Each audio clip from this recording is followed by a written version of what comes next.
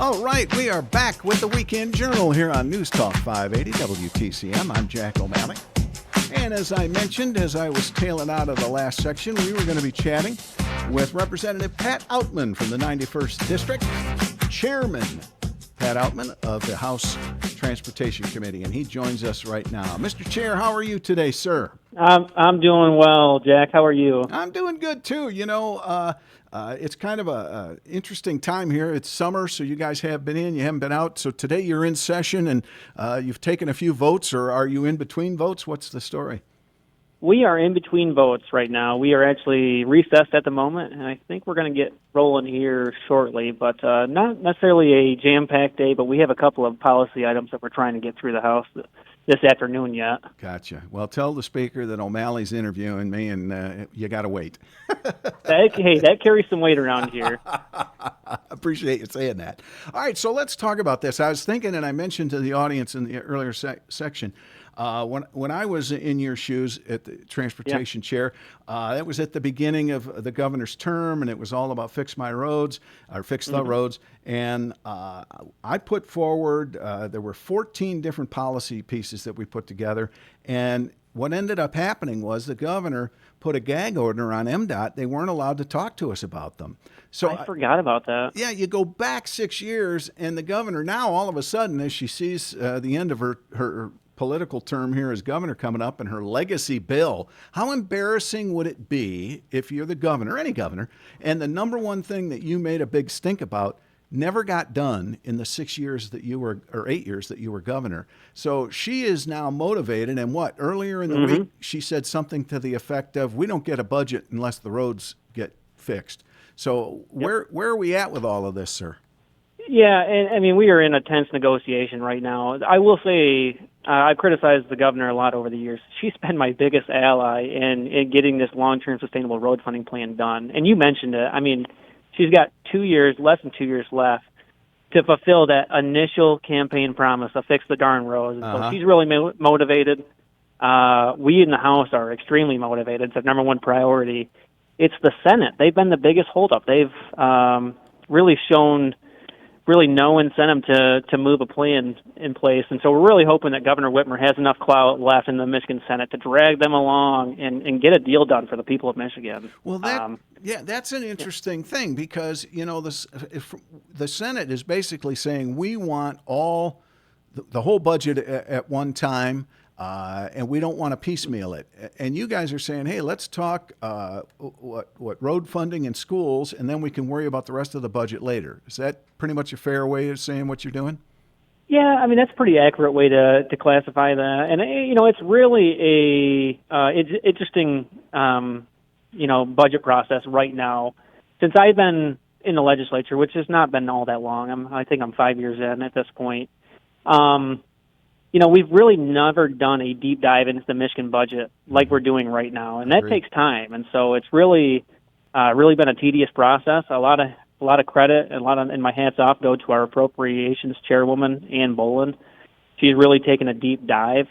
But at the end of the day, it's going to take some time. And so the budget might not be done as soon as we want it to be, but it's going to be a better product for the people of Michigan. But in the meantime, that is holding up our roads plan. So I do anticipate it to coincide with the budget process, this negotiation of getting the road package done as well.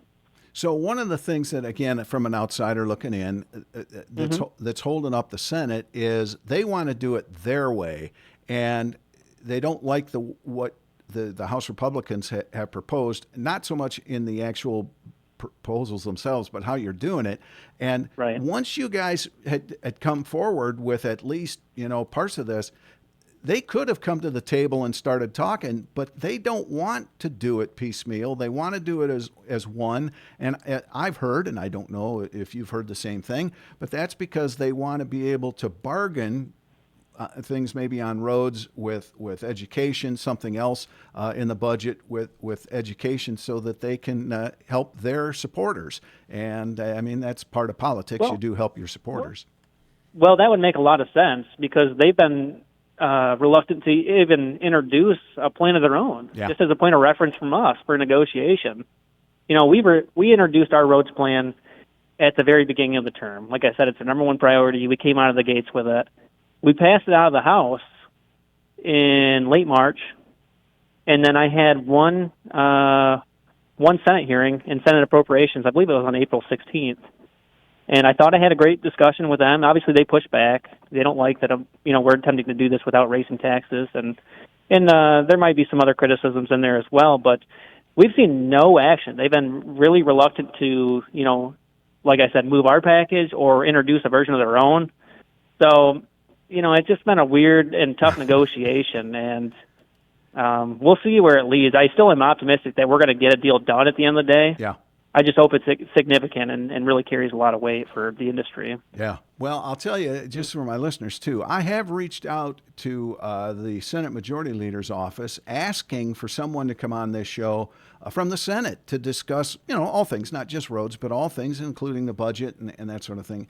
And if you listen, you can hear the crickets. So that kind of bothers me that, I've gotten no response. So it is what it is. But Chairman Pat Outman with us, Republican from the 91st District, is chatting with us on the Weekend Journal here on News Talk 580.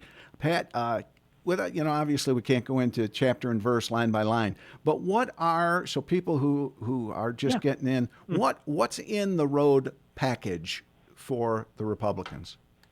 Yeah, and so it's really not a complicated plan. There's a lot to it, but the basics of it are pretty simple.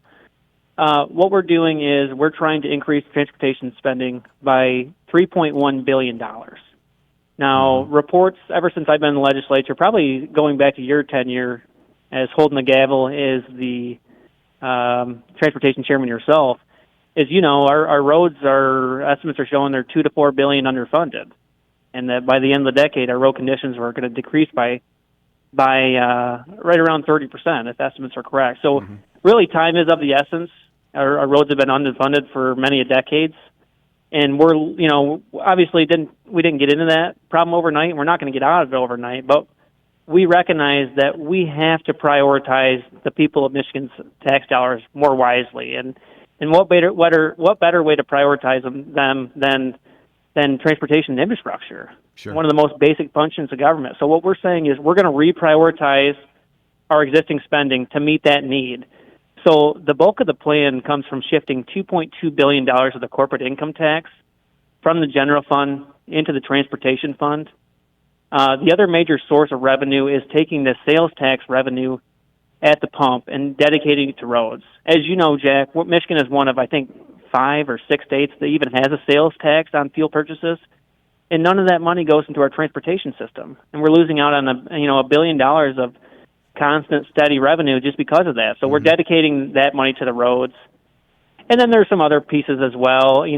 I have a neighborhood roads plan component of the bill package as well, and that earmarks a specific amount of dollars for our rural township roads, our non-county primary roads, and it eliminates that match requirement that is needed to the county road commissions to fulfill those projects. And I think the other major important point to hit on is 90% of the increase in this plan goes to local roads. Now, as you know, Jack, when Governor Whitmer bonded all that money, number one, I think it's a poor way to do business. It's a short-term fix, and really it just accelerates your problem moving forward after the bonding revenue expires. But in the meantime, and that bonding revenue is about to expire, but in the meantime, that only addressed our major trunk line roads, our major expressways, freeways, and so our local roads have been neglected even that much more. And so, like I said, 90% of the increase in this plan goes to our local roads. From driveway to highway is kind of the mentality that we're crafting when pushing this legislation forward. Very true, and I agree with you. And 92%, I think, is the number of roads in the state are local, not the highway. And that bonding was terrible because, as you say, not only now the funding is gone, some roads got fixed, but we're got to pay that back now over the next few years, and that's going to take money away from the roads already. So that's kind of that's right off the top of the PA 51 formula. Yeah. is money going to that bonding. Yeah, and that's another thing I'll throw out there too. I've read where some folks are saying, well, we got to do away with PA 51. PA 51 is just the Plinko board that you put the money in. If you want more money out of PA 51, put more money in, and that just is how and where it goes. So, what I'm learning about that whole argument is, the people that want to reform PA 51, they just want more revenue for their area. So if we do that, we're just going to be subsidizing Southeast Michigan even more and leaving us high and dry in rural Michigan. Yeah. And PA 51, I mean, it's just a distributionary formula that we use. Correct. Obviously, it goes back to 1951 or 1953, I mean, early 50s. But it's been amended like 200 times since then. It's not like we put that in place and just left it. Left it there, yeah. And so I really don't get that argument a whole lot. But that's just kind of the nature of Lansing. Sure. We got about a minute, and I want to address, because I think this is where we're headed with roads, and I saw an article where you had a hearing on it and brought it up, and that's vehicle miles traveled. There's a few issues that we have to get through, but I think you're kind with me that that's probably where we're headed down the road, don't you think? Yeah, quite honestly. I mean, I've racked my brains trying to find ways to avoid that. I've just come to the logical conclusion that is where we're heading. And I don't know when it's going to be. It could be 10, 20 years from now. I mean, it would take years to implement something like that. But I agree with you, Jack. I think that's where we're heading. There's a couple of concerns that need to be addressed before, they can fully phase in something like that. But I do think that's the future of transportation funding. We got to address the privacy concerns and some of those other concerns as well. But at the end of the day, I just think that's where we're heading. Yeah, I always say, Pat, they don't care that you went to the liquor store, then the casino. They just want to know how far you traveled between those locations. But there is a question about, well, what about people who come from out of state? It's not going to happen tomorrow, but with the technology we have, hey, you drive 10 miles, you pay for 10 miles. And, but that's down the road. So, do you think, put your Swami hat on for just a minute, Mr. Chair, when do you think you're going to sit down for some real meaningful discussion about the budget as a whole, but roads specifically? Well, we're having those discussions now. I mean, we are wheeling and dealing. I'm reaching out to every Senate counterpart that I have a relationship with just to try to get some movement. The budget stuff, I can't really speak as much of that. That's really, I don't serve on appropriations at all. I'm more of a policy-oriented guy. Understood. I will say, though, my prediction, it's going to go down to the wire. We're going to be backed up to that constitutional deadline of September 30th, October 1st. Gotcha. And I think we're going to get a roads deal done right along that process, but it's gonna be a couple months. We got some time yet, I think. Gotcha. That's just my prediction. Gotcha. Well, Pat, thanks for checking in. I know you got to get back to the floor to vote, so thank you for your time today, Representative Mr. Chair Pat Outman. Thanks for being with us on the Weekend Journal, sir. Thank you so much, Jack. It's been a pleasure. You betcha. Go vote. Hey, we'll be back next week with more of the Weekend Journal here on News Talk 580 WTCM. Have a great week, everybody.